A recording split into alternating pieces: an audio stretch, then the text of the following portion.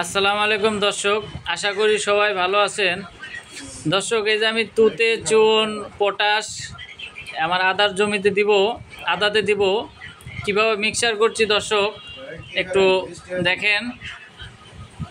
দর্শক, এই যে পটাশ দিলাম, পটাশটা একটু আপনার আগে দিয়ে নিলাম, দুইটার ভিতরে একটু একটু করে দিচ্ছি। দেখেন দর্শক, এইভাবে পটাশটা আপনার কিছু অল্প পানি নেবেন, এখন পরিমাণ মতো একটু অল্প পানি নিয়ে যেন এটাকে ভিজে যায়। দর্শক, এই যে চুন দিচ্ছি একটার ভিতরে, এখানে আমার 2 কেজি চুন আছে। আপনি যতগুলো বস্তা আপনি আদা করেছেন বা যেভাবে করেছেন, যেখানে আপনি পরিমাণ মতো দিবেন। 1 গ্রামে 1 লিটার পানি দিতে হয়, এইভাবে মিক্সচার করবেন আপনারা। দর্শক, এই দেখেন আরেকটাতে তুতে দিচ্ছি, এই তুতেও 2 কেজি তুতে আছে, এটা এতটুকু পানি আমার লাগবে। এবং যদি কম পড়ে, এটা তো আইডার বুর করতেছি, আবার পরবর্তীতে আবার দিব। এইভাবে দর্শক মিক্সচার করে 2 ঘন্টা বা 3 ঘন্টা রাখবেন। রাখার পরে দুইটাকে আবার একসঙ্গে মিক্সচার করবেন, সেটা অবশ্যই দেখাবো। এইভাবে মিক্সচার করে 2-3 ঘন্টা রেখে দিবেন, যেন এগুলো পুরো সুন্দর মতো গলিয়ে যায়। মানে এগুলো তো একটু শক্ত থাকে, হার্ড থাকে।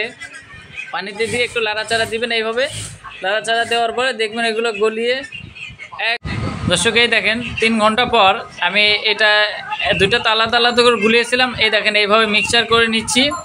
মিক্সচার দেখেন দর্শক, এইভাবে একটার ভিতর নিয়ে নিচ্ছি, পরিমাণ মতো নিয়ে নিলাম, অর্ধেক পরিমাণ, আবার এই যে পুরোটাই দিয়ে দিলাম।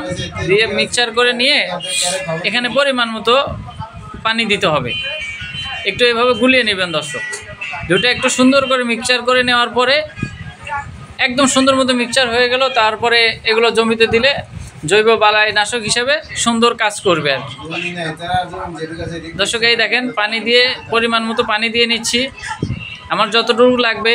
এটা একটু 19-20 হলেও চলবে, কারণ কৃষিকাজ একদম যে আপনার 19-20 হলে যে হবে না, যে কোনো কাজে একটু 19-20 হলেও হয়, সমস্যা নাই। তবে চেষ্টা করুন পরিমাণ মতো যেন হয়।